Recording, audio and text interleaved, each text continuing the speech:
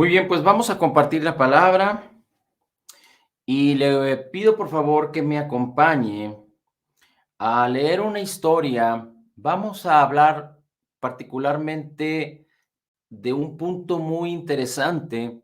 No vamos a escudriñar o a leer la historia completa, se la voy a poner en perspectiva, pero acompáñeme a Segundo Libro de Reyes, capítulo 4, versículo 1. Segundo Libro de Reyes, capítulo 4, versículo 1. Y dice así: una mujer de las mujeres de los hijos de los profetas clamó a Eliseo. Eliseo era el profeta de Dios en el tiempo de Israel. Dice diciendo: tu siervo mi marido ha muerto. Es decir, esta mujer tenía un esposo que había muerto y que él era o había sido discípulo de Eliseo en la escuela de los profetas. Dice: tu siervo, mi marido ha muerto, y tú sabes que tu siervo era temeroso del Señor. Y ha venido el acreedor, dice, para tomarse dos hijos míos por siervos. Es decir, esta familia tenía deudas, habían pedido prestado, y en aquel tiempo, cuando no se pagaba la deuda, podían tomar a los familiares como esclavos hasta que la deuda fuera saldada. En este caso, muere el esposo y vienen los acreedores, los a quienes se les debía dinero, y piden a la viuda que entregue a sus hijos para que los hijos paguen la deuda que tenía su marido. Entonces, Eliseo le dice: ¿qué te haré yo? Le pregunta Eliseo a la mujer: ¿qué te haré yo? Es decir, aquella mujer quería pasarle la responsabilidad a Eliseo. Ahora, aquí podríamos aprender algunas cosas importantes. Lo primero es que cada uno de nosotros somos responsables. ¿Cómo responder a la bondad, benignidad, a la gloria de Dios? Tiene que ver con cada uno de nosotros. Aunque nosotros pudiéramos participar en acuerdo con algunos otros, pero depende de nosotros. Es decir, nosotros no podemos vivir por la fe de otros, por la bendición que Dios le ha dado a otros, sino que Dios particularmente ha puesto sus ojos en cada uno de nosotros para que nosotros respondamos favorablemente a través de la fe a todo lo que Él nos ha concedido por gracia en Cristo Jesús. Depende de cómo respondamos a la palabra, positivamente, a través de creer, entender, creer, conocer correctamente la palabra, para que la palabra sembrada produzca fruto. Así es que aquella mujer, en su dilema, en su situación, en su dificultad, estaba queriendo pasarle la responsabilidad de su situación a Eliseo, para que Eliseo le resolviera el problema. Por eso Eliseo le dice: ¿qué te haré yo? Y le dice Eliseo: declárame lo que tienes en casa. Y ella, la mujer, le dice: tu sierva ninguna cosa tiene en casa sino una vasija de aceite. Él le dijo: ve y pide para ti vasijas prestadas de todos tus vecinos, vasijas vacías no pocas. Entra luego y enciérrate tú y tus hijos y echa todas las vasijas y echa en todas las vasijas, y cuando una esté llena, ponla aparte. Y se fue la mujer y cerró la puerta y se encerró en ella con sus hijos y trajo todas las vasijas y echaba en ella aceite. Cuando las vasijas estuvieron llenas, dijo a su hijo: trae más vasijas. Y el hijo dijo: no hay más vasijas. Entonces cesó el aceite. Vino ella luego y le contó al varón de Dios y le dijo: ve y vende. Le dijo el profeta a esta mujer: ve y vende el aceite y paga a tus acreedores, y tus hijos, y tú y tus hijos vivan de lo que quede. Y este milagro hizo Eliseo en aquel tiempo con la viuda. Pero lo interesante aquí es que cuando esta mujer está en este dilema, le dice el profeta: declárame qué tienes en casa. Y esta mujer le dice: tu sierva ninguna cosa tiene, sino una vasija de aceite. En otras palabras, cuando esta mujer le expresa al profeta lo que ella tiene, dice: prácticamente no tengo nada, solo una vasija de aceite. Prácticamente no tengo nada, solo una vasija de aceite. Y normalmente estamos acostumbrados a poner nuestros ojos en lo negativo. Estamos acostumbrados a poner los ojos en la escasez. Podemos ver a los matrimonios teniendo dificultades, teniendo problemas, teniendo escasez de amor, escasez de perdón, escasez de pasar una buena vida juntos, por causa de que ambos se acostumbran a ver lo negativo, a quejarse el uno contra el otro, en lugar de entresacar lo bueno. Pero así es la carne. Y en cualquier otra área de tu vida. Muchos están enojados con Dios y no son agradecidos con Dios porque creen que no les va bien en la vida. Pero si hicieran recuento de las cosas buenas que Dios les ha dado, entre aparentemente las cosas malas que han vivido, se darían cuenta que serían muchas y que serían suficientes para ser agradecidos. Pero aquella mujer dijo, no tengo nada en casa, solo una vasija de aceite. Y eso fue suficiente para que el milagro de Dios se hiciera. Ahora, ¿por qué es interesante esto? Y más allá de ahondar en esta historia y qué es lo que podíamos aprender de ella, porque podemos aprender muchas cosas de ella. El aceite significa la unción, el Espíritu Santo, el milagro de Dios está presente. Aquella mujer obedeció a una palabra que le dio el profeta habló de parte de Dios, el profeta era quien, digamos, representaba la voz de Dios en el pueblo. Pero particularmente lo que queremos observar y puntualizar es, ¿qué es lo que tenemos en casa? ¿Qué es lo que tenemos en casa? Y aquí podemos ver un contraste extraordinario. Primero, cuando hablamos de casa, no nos vamos a referir solo a nuestra casa física, la casa de bloc, de ladrillo, de adobe, la casa de cuatro paredes en donde vivimos, sino más bien de la casa que somos nosotros. Dice la escritura en 1 Corintios 6, versículo 17, el que se une con el Señor, un espíritu es con él.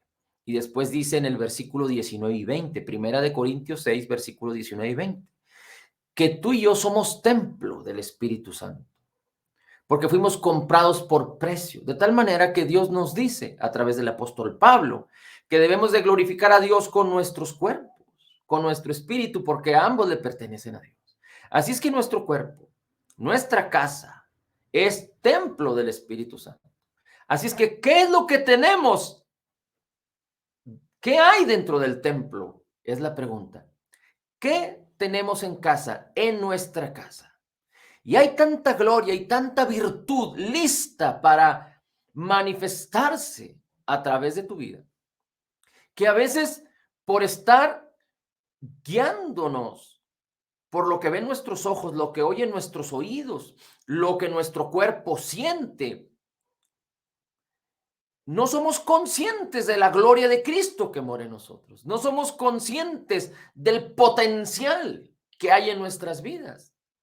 No somos conscientes del propósito de Dios y perdemos de vista las cosas gloriosas de Dios porque a veces el creyente piensa que la realidad es lo que se vive en el cuerpo, lo que se vive en el exterior, lo que se vive, lo que nuestros ojos ven, lo que nuestros oídos oyen, lo que nuestras bocas hablan. Pero es muy importante que el creyente nacido de nuevo entienda que hay una realidad que se compone del reino espiritual y el reino material. La realidad divina de Dios para el hombre es que existe un reino espiritual y un reino natural. El hombre, al haber sido destituido de la gloria de Dios, perdió de vista el reino espiritual.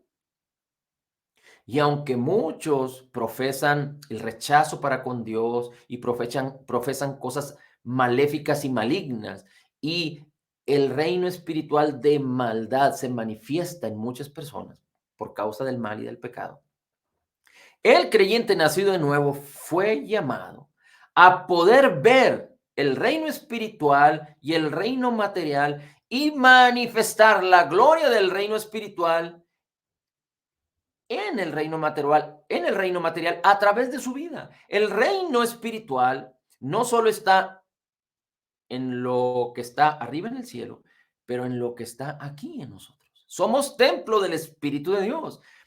El creyente nunca debe de perder de vista que el Espíritu de Dios el Espíritu glorioso que se movía sobre la faz de las aguas en el principio, el Espíritu que creó todas las cosas, el Espíritu de Cristo por el cual todas las cosas fueron hechas. Dice la Escritura que todo fue hecho por medio de Él y para Él. El Espíritu de Cristo mora en nosotros. El reino espiritual se encuentra aquí, en ti.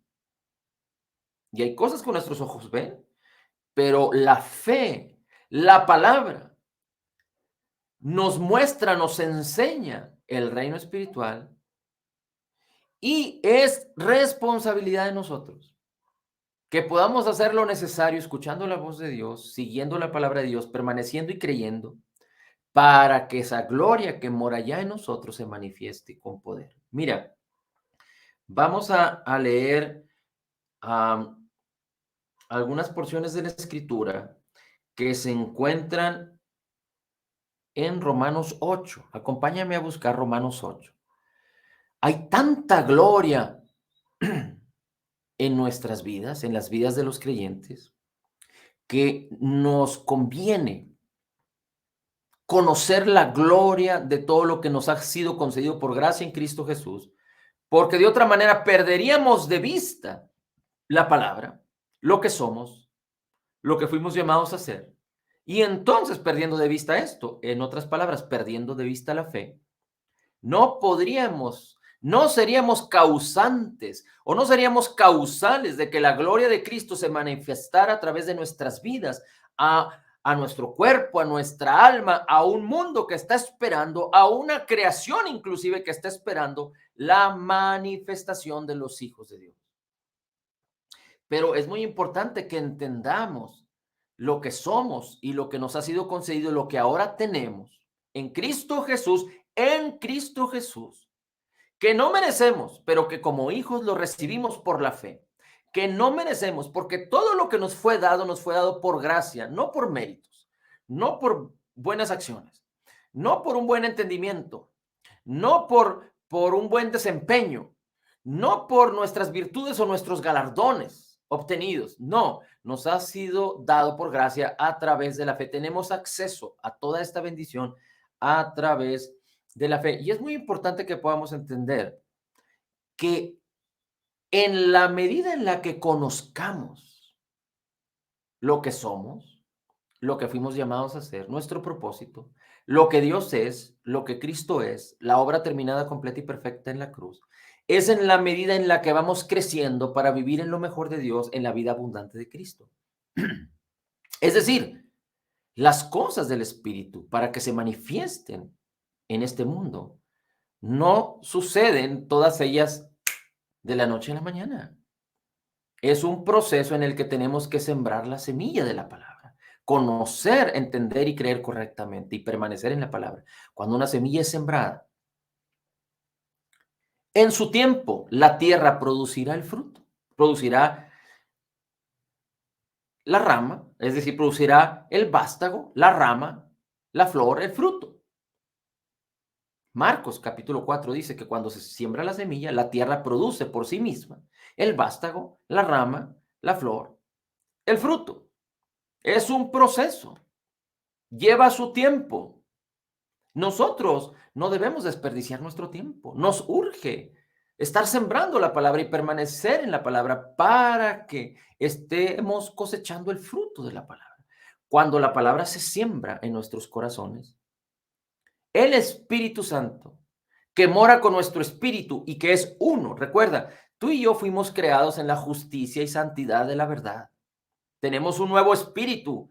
No somos como éramos antes, con un espíritu destituido de la gloria de Dios. No, tenemos un nuevo espíritu creado en la justicia y santidad de la verdad, sellado con el Espíritu Santo. El Espíritu de Cristo mora en nosotros. Somos uno con Cristo. No hay diferencia entre nosotros y Cristo en nuestro espíritu.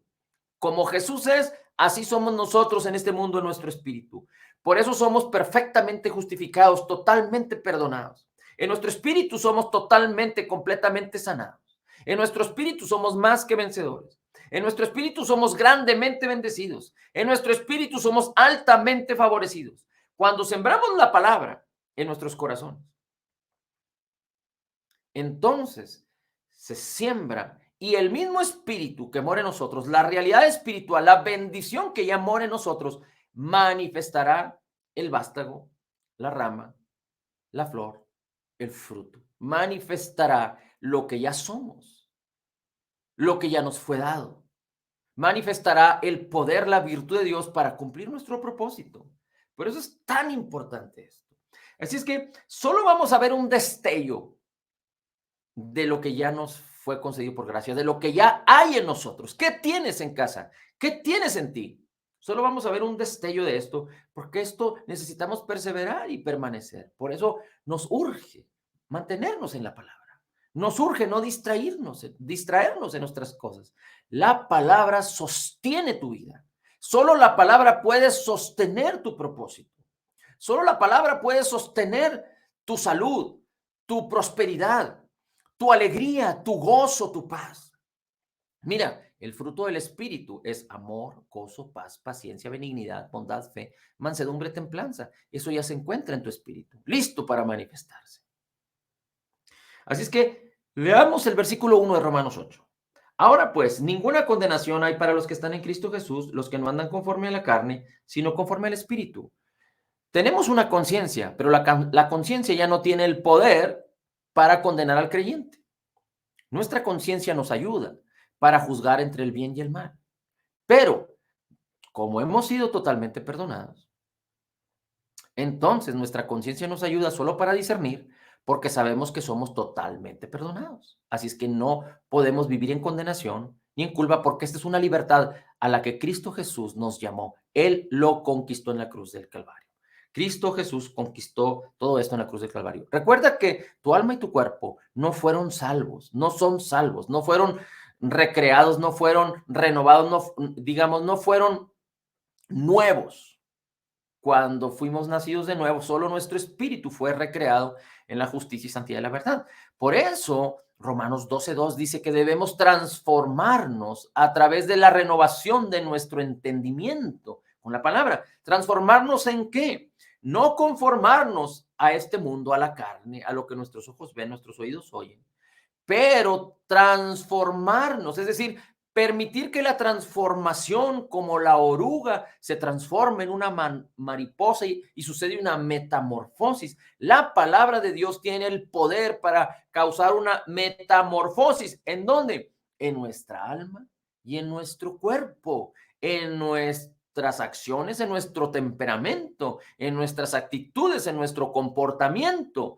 La palabra puede sostener un comportamiento, actitudes, un temperamento, un cuerpo, como lo manifestó el mismo Señor Jesucristo cuando estuvo aquí en la tierra. Por eso dice la Escritura en primera de Juan 4:17, como Jesús es, así somos nosotros. Así es que no importa lo que estés viviendo, no importa lo que otros digan, no importa cómo se vea, no importa cómo se oiga. Escucha la palabra, pon tus ojos en la palabra, cree en la palabra y entonces vive lo que la palabra dice y no lo que tu cuerpo dice, y no lo que tu alma dice, y no lo que otros dicen, los doctores, los banqueros, las familiares, aquellos con los que tienes algún problema personal.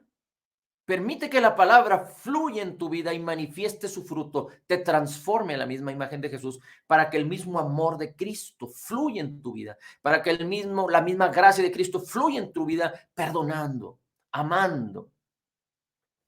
Así es que dice aquí, versículo 2, porque la ley del Espíritu de vida en Cristo Jesús nos ha librado de la ley del pecado y de la muerte. El Espíritu de Cristo mora en nosotros y nos permite que haya una ley espiritual de libertad, de justicia, de paz, de poder, que permite que la ley del pecado y de la muerte ya no tengan gobierno sobre nosotros. Así es que aquel creyente nacido de nuevo que conoce estas cosas y se mantiene en el pecado es porque quiere. O aquel creyente que anda en pecado y no puede salir de alguna situación difícil es porque no conoce. Pero dice la Escritura, si permanecemos en la palabra, conoceremos la verdad hasta que seamos libres de todo. Así es que el que esté sufriendo cualquier situación, permanece en la palabra, cree en la palabra, conoce la verdad, permanece en ella. No abraces lo que es contrario a la palabra y entonces permanece ahí hasta que tengas la libertad plena y completa, en el nombre de Jesús. Dice el versículo 3, porque lo que era imposible para la ley, por cuanto era débil por la carne, Dios enviando a su Hijo de semejanza de carne de pecado, y a causa del pecado condenó al pecado en la carne, para que la justicia de la ley se cumpliese en nosotros, que no andamos conforme a la carne, sino conforme al Espíritu Santo. La ley de Moisés es buena, pero no puede hacer bueno al hombre. La ley de Moisés es santa, pero no puede santificar al hombre. La ley de Moisés es justa, es decir, la ley que Dios le dio al pueblo a través de Moisés, pero no puede justificar al hombre. Pero cuando estamos en Cristo, la manifestación de lo justo, de lo bueno, de lo glorioso de Dios puede manifestarse en nuestra alma y en nuestro cuerpo en la medida en la que nosotros renovemos nuestra mente para ser transformados en la misma imagen de Jesús. Dice el versículo 5, porque los que son de la carne piensan en las cosas de la carne. Es decir, los que no tienen a Cristo solo van a pensar en las cosas de la carne. Dice, pero los que son del Espíritu, en las cosas del Espíritu. Así es que tú y yo, si somos creyentes nacidos de nuevo, si tenemos el Espíritu de Dios en nosotros, fuimos llamados a poner nuestras mentes en las cosas del Espíritu y a permanecer pensando en las cosas del Espíritu.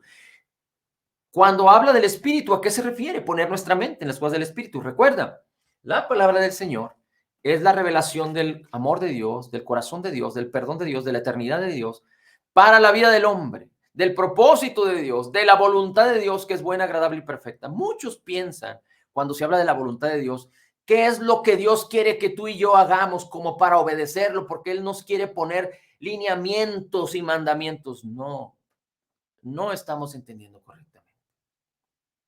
Cuando hablamos de la voluntad de Dios, dice Romanos capítulo 12, versículo 3, la voluntad de Dios es buena, agradable y perfecta. Cuando hablamos de la voluntad de Dios es cómo poder vivir a la manera de Dios, cómo poder vivir en la misma abundante vida que Cristo Jesús conquistó en la cruz del Calvario para ti y para mí. Así es que fuimos llamados a eso, pero puede haber hombres, mujeres nacidos de nuevo que no ponen sus mentes en las cosas del espíritu, sino en las cosas de la carne. Ahora, cuando hablamos del espíritu, el espíritu fue quien reveló el propósito de Dios, el corazón de Dios, la bendición de Dios para el hombre a través de hombres escogidos que dijeron sí al Señor y por los cuales fue escrito la Biblia. Así es que el aliento de Dios que habla de su naturaleza y la bendición de Él para el hombre fue por el Espíritu Santo que inspiró ese aliento de Dios, la palabra de Dios a los hombres. Así es que cuando hablamos de poner las cosas del Espíritu en nuestra mente, es poner la palabra, para que el Espíritu de Dios nos ayude a revelarnos la palabra. Dice la Escritura en 1 Corintios 2 que el hombre natural, el que no es creyente, el que no es un nacido de nuevo, no puede entender la palabra y para él es locura. Pero para el hombre que ha nacido de nuevo, cuando entiende que el Espíritu es quien la revela, entonces es vida para nosotros. Para el religioso es necedad. Para el religioso son mandamientos. Para el religioso es ley. Pero para los nacidos de nuevo, que entendemos la gracia y la justicia del Señor, la verdad y cómo debemos permanecer en la verdad, es vida y paz. Dice las cosas, versículo 6, porque el ocuparse de la carne es muerte, pero el ocuparse del Espíritu es vida y paz. El ocuparse de la palabra del Señor, teniendo la revelación del Espíritu en nuestras vidas y permaneciendo en ella, dice, es vida y paz. 7, por cuanto los designios de la carne son enemistad contra Dios, porque no se sujetan a la ley de Dios, ni tampoco pueden. Andar en la carne no se sujeta a Dios. Y los que viven según la carne no pueden agradar a Dios, porque las cosas de la carne son enemistad, son contrarias. Los ojos dicen una cosa y la palabra de Dios dice otra. El cuerpo dice una cosa y la palabra de Dios dice otra. Así es que nosotros tenemos que considerar lo que la palabra de Dios dice y desconsiderar, no preocuparnos de lo que nuestros ojos ven, nuestros oídos oyen, nuestro cuerpo palpa, sino ocuparnos de la verdad de la palabra. 9. Mas vosotros no vivís según la carne, sino según el Espíritu, si es que el Espíritu de Dios mora en vosotros. Quiere decir que si somos nacidos de nuevo, fuimos llamados y tenemos la capacidad del poder, por la gracia de Dios, de vivir por el Espíritu.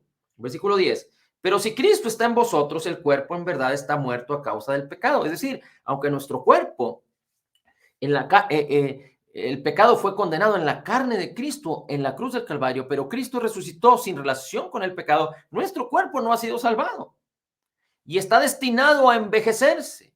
Y es lo que vemos. Normalmente un niño nace y nace para morir. ¿Por qué? Porque empieza a crecer, llega a la plenitud y después empieza a envejecer. Pero el pecado, el engaño y la mentira, ¿qué causan? Toda una serie de engaños, falsas sutilezas, filosofías, para causar que el hombre siempre sea esclavo de su cuerpo. En algunos, para exaltar su cuerpo, para educar su cuerpo con digamos que ejercitando lo demás, en otros trayendo enfermedades y trayendo problemas.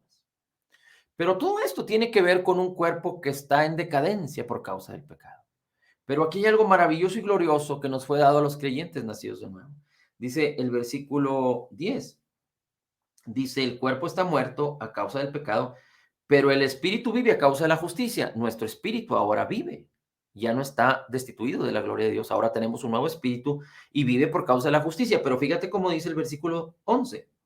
Dice, y si el espíritu de aquel que levantó de los muertos a Jesús, el espíritu que levantó de los muertos a Jesús, dice, mora en vosotros. El nacido de nuevo tiene el espíritu que levantó de los muertos a Jesús. Entonces, el que levantó de los muertos a Cristo Jesús vivificará también vuestros cuerpos mortales por su espíritu que mora en nosotros.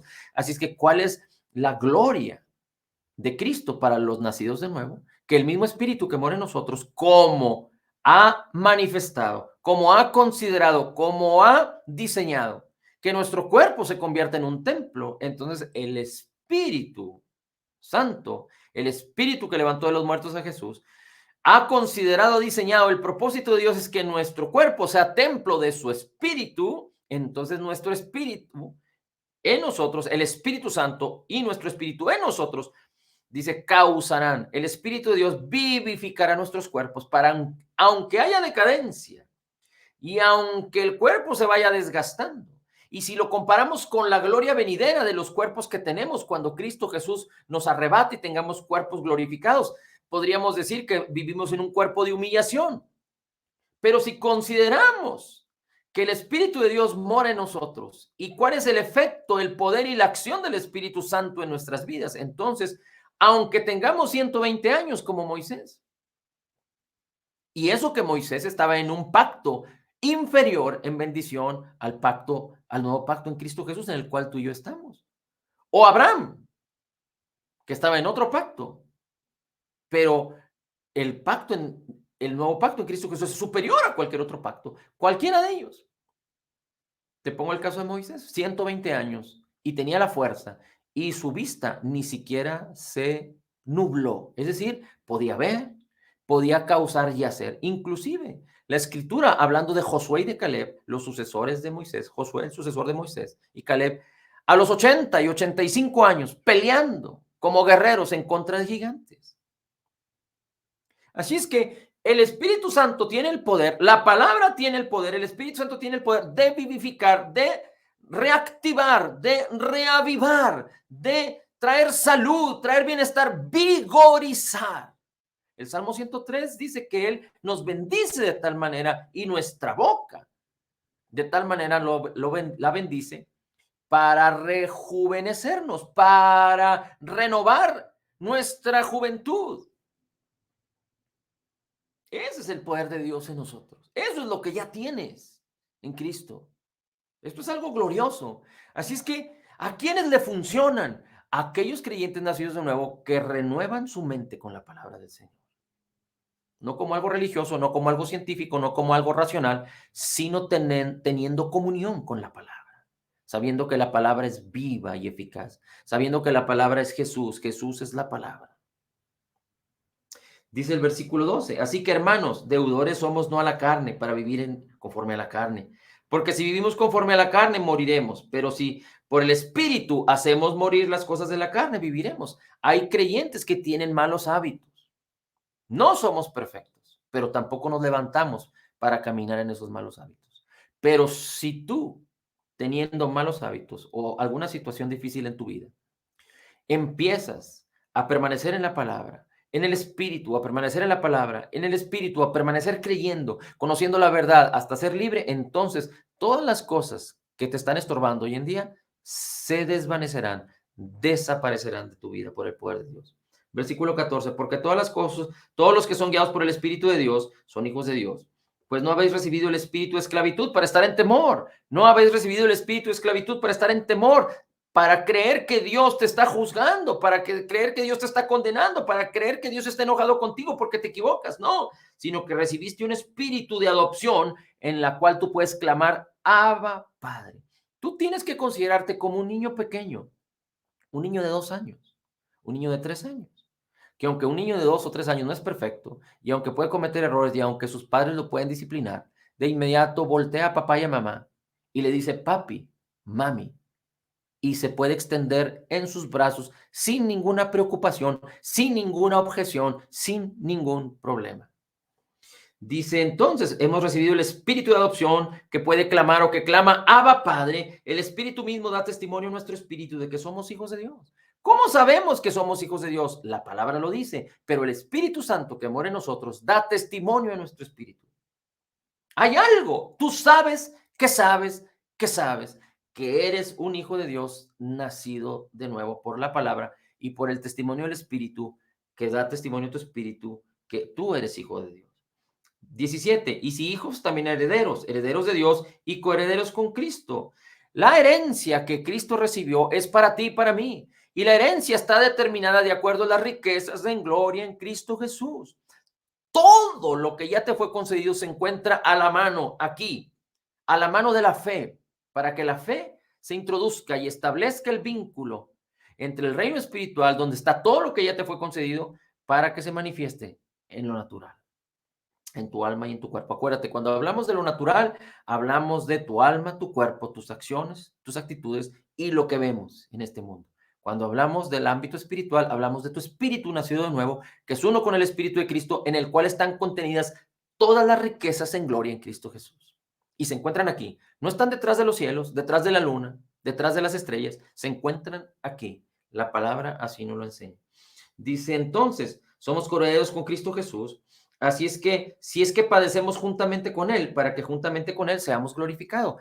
Esta, no vamos a decir mucho al respecto, pero a veces esto trae conflicto y trae mal entendimiento. Cuando hablamos de padecer en Cristo no significa padecer escasez, padecer enfermedad, padecer rechazo por mis errores o padecer cualquier situación de las cuales o de la cual, de todas las cosas que Cristo ya me redimió en la cruz del Calvario. No, padecer juntamente con Cristo es porque las cosas del Espíritu son contrarias a las cosas de la carne. Y este mundo va en sentido contrario a las cosas de la palabra. Es que todo creyente nacido de nuevo que se parafirme en la palabra, que cree en la palabra y que se mantiene y permanece en la palabra y actúa en la palabra, va a encontrar adversidad siempre. Pero aún en medio de la adversidad, podemos tener la paz de Dios, el amor de Dios, la victoria, porque ya somos más que vencedores. 18. Pues tengo por cierto que las aflicciones del tiempo presente no son comparables para la gloria venidera que está lista para manifestarse en nosotros. 19. Porque el anhelo ardiente de la creación es aguardar la manifestación de los hijos de Dios, es lo que hablábamos ya. La creación misma está esperando que tú y yo nos manifestemos cuando permitimos ser transformados por la renovación de nuestra mente. Porque la creación fue sujetada a vanidad, no por su propia voluntad, sino por aquel que la sujetó en esperanza. Porque también la creación misma será libertada de la esclavitud de la corrupción a la libertad gloriosa de los hijos de Dios. Esto puede iniciar hoy en día cuando Cristo Jesús se manifestó en la tierra, causó que la misma creación estuviera a sus pies. Y aunque aún este mundo sigue bajo la corrupción y el pecado y el príncipe de la potestad del aire engañando a todas las personas, llegará un mundo, llegará un tiempo más bien en que reinaremos con Cristo 1000 años y se acabará todo esto y después vendrá un cielo nuevo y una tierra nueva. Gloria a Dios, bendito sea el Señor. Versículo 22, porque sabemos que toda la creación gime a una, con dolores de parto hasta ahora. Y no solo ella, sino que también nosotros gemimos, que tenemos las primicias del Espíritu, nosotros también gemimos dentro de nosotros mismos, esperando la adopción, la redención de nuestro cuerpo. cuando Cristo Jesús venga por nosotros. Recuerda, el Señor Jesucristo dice, vengo pronto, vengo muy pronto. Y la iglesia decimos, ven muy pronto por nosotros, Señor Jesús. Desde el nacimiento de Jesús, de la muerte, sepultura, resurrección de Jesús, a la fecha, ya se cumplieron o estamos en el margen de los 2000 años, cuando Cristo Jesús dijo que regresaría. Estamos viviendo en los últimos tiempos. Es muy importante que no demos vacaciones a la fe, que no perdamos de vista el camino para que cumplamos el propósito. Dios nos llamó a conocer nuestro propósito, a caminar en él, pero también a cumplirlo, a completarlo, a llevarlo hasta el fin. Así es que no seamos como aquellos que se pierden en el camino, sino permanecen en la palabra para permanecer en el camino. Versículo 24, porque en esperanza fuimos salvos por la esperanza, pero la esperanza que se ve no es esperanza. Recuerde que la esperanza es una intensa anticipación del bien, es una expectativa del bien de Dios para con nosotros. Es algo que no se ve, que ya existe, que no se ve, pero que ha de manifestarse. ¿Quién la manifiesta? La fe. La fe manifiesta la esperanza, lo que no se ve, la benignidad de Dios.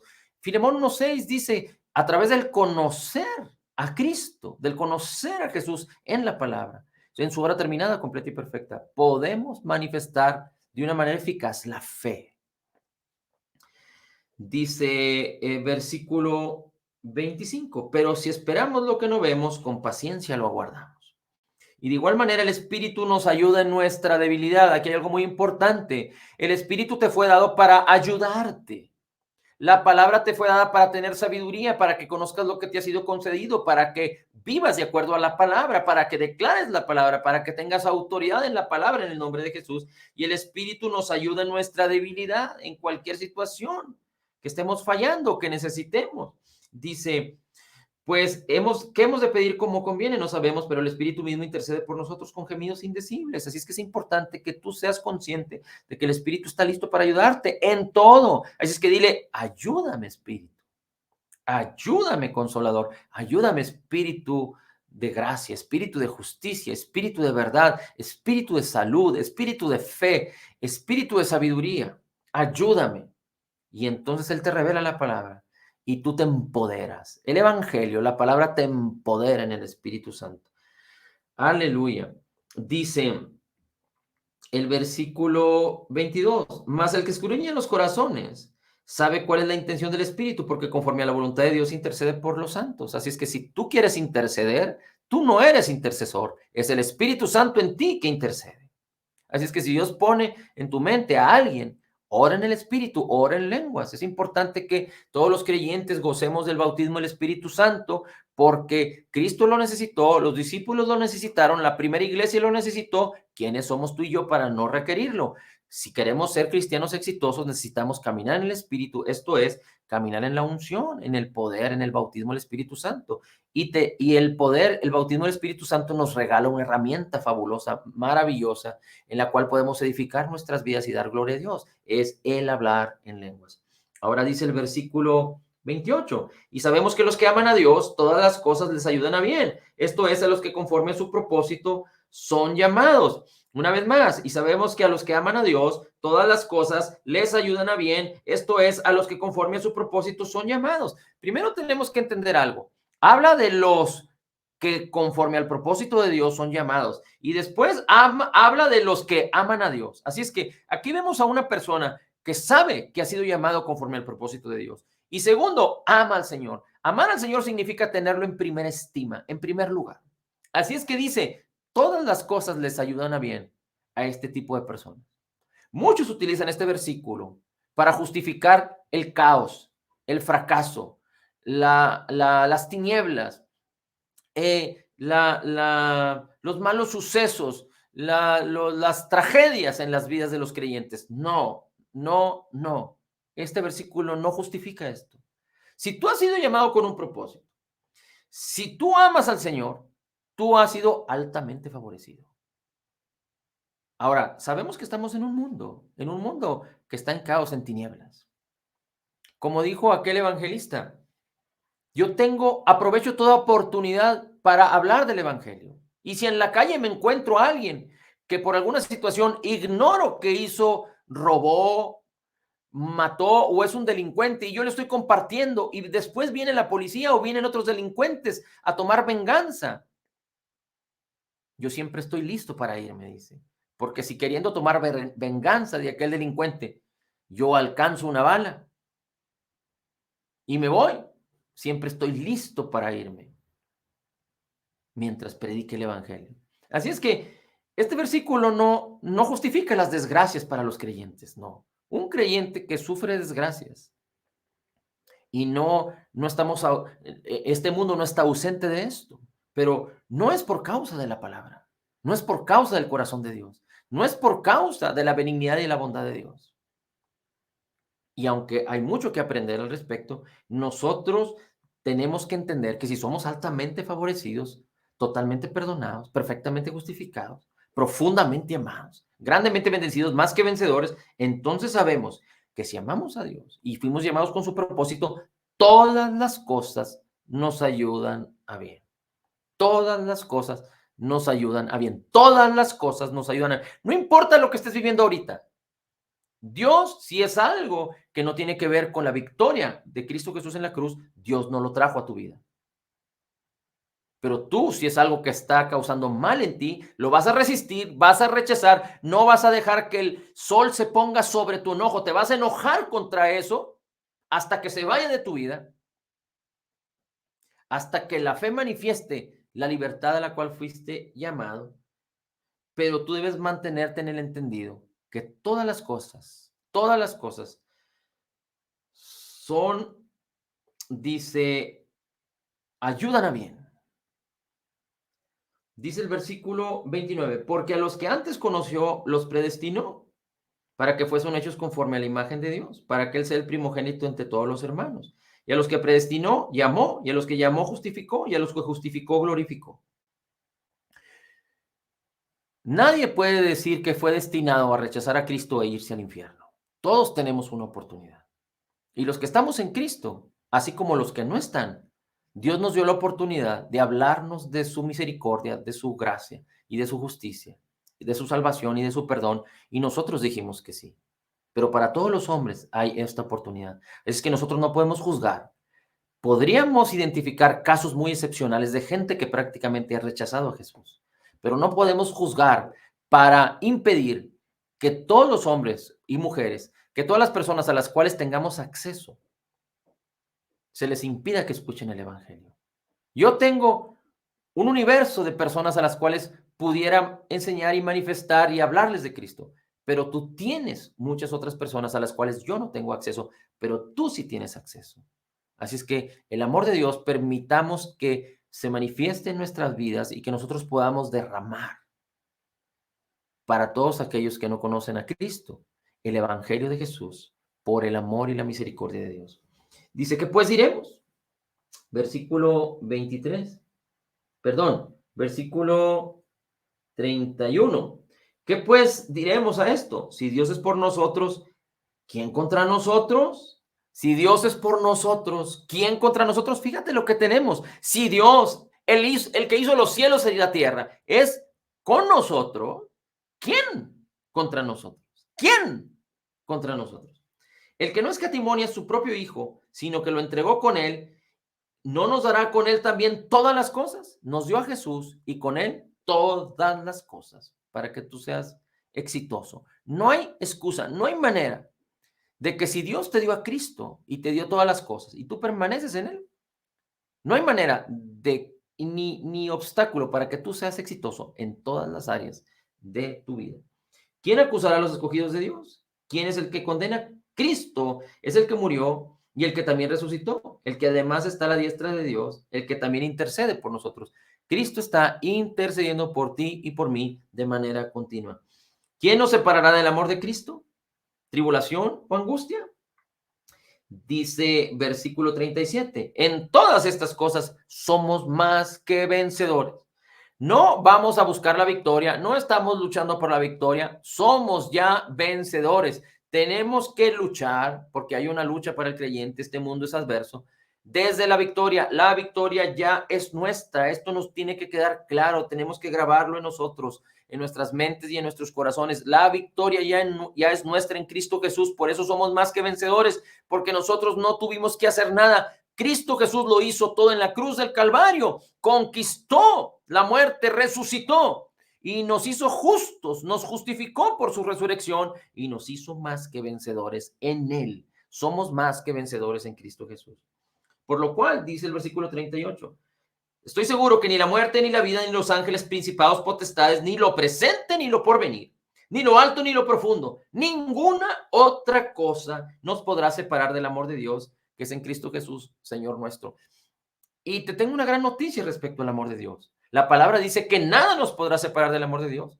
Pero cuando habla de esto, nos está revelando que Dios nunca dejará de amarte. Dios nunca dejará de amarte. Su naturaleza es amor y Él ha vertido su amor en tu corazón. Nunca dejará de amarte. Y lo extraordinario de esto es que Él nos amó primero y por causa de que Él nos amó primero y su amor en nosotros, nosotros podemos amarle a Él y amar a nuestros semejantes, a nuestros familiares, a nuestros hermanos en la fe, aún a nuestros enemigos, a nuestro prójimo, sin contrariedad, sin obstáculos, sino precisamente con el amor de Cristo fluyendo a través de nuestras vidas. El fruto del Espíritu es amor, entre otras características, es amor. Cuando es paciente con las imperfecciones de los demás, cuando no busca lo suyo, cuando no se irrita, cuando es sufrido, cuando todo lo cree, cuando permanece para siempre. Gloria a Dios por lo que ya tenemos en Él, por lo que hay en nuestra casa. Así es que gózate y alégrate, creyendo en Él, confiando en Él, creyendo en su palabra, viendo a Jesús, el autor y consumador de la fe. La fe que tú y yo tenemos es una fe que Él nos ha provisto. Así es que pon tus ojos en Jesús. Como hemos dicho ya, no importa lo que parezca, no importa lo que estés sintiendo, no importa lo que te hayan dicho, no importa cómo se vea o cómo luzca. Permite que la palabra de Dios te revele. Cree en la palabra, solo confía en la palabra del Señor, confía en lo que Dios dice de ti, confía en lo que Dios ha dicho que Cristo es para ti, confía en lo que Dios ya hizo por ti por causa de Jesús en la cruz del Calvario. Permanece hasta que seas completamente libre a través del conocimiento de la verdad de la palabra. La palabra de Dios es el fundamento de la verdad para el hombre. La palabra del Señor es el único fundamento de la única y absoluta verdad de Dios para el hombre. Así es que vive por ella, vive en ella hasta que seas completamente libre en el nombre de Jesús. Gracias, Padre, te damos. Te pido en el nombre de Jesús que con tu espíritu traigas revelación y sabiduría, alumbres los ojos de nuestros corazones y de los corazones de mis hermanos, para que haya un entendimiento claro y que estas palabras, estos versículos, tu palabra sea sembrada en sus corazones y produzca mucho fruto, hasta que ellos, conociendo la verdad y permaneciendo en ella, sean completamente libres en cada una de las áreas de sus vidas, en el nombre de Jesús y de sus familias, y que muchos sean bendecidos y alcancen el perdón, la libertad y la salvación a través de lo que tú les uses en el nombre de Jesús. En Cristo Jesús declaramos que somos totalmente perdonados y sanados, completamente perdonados y sanados, perfectamente justificados, altamente favorecidos, profundamente amados, grandemente bendecidos, más que vencedores. Como Jesús es, así somos nosotros en este mundo. Somos la justicia de Dios en Cristo, quienes reciben de la abundancia de gracia y del grado de justicia, Señor, y podemos declarar, al que cree todo le es posible, al que cree todo le es posible, podemos declarar, todo lo puedo en Cristo que me fortalece. Amén, amén.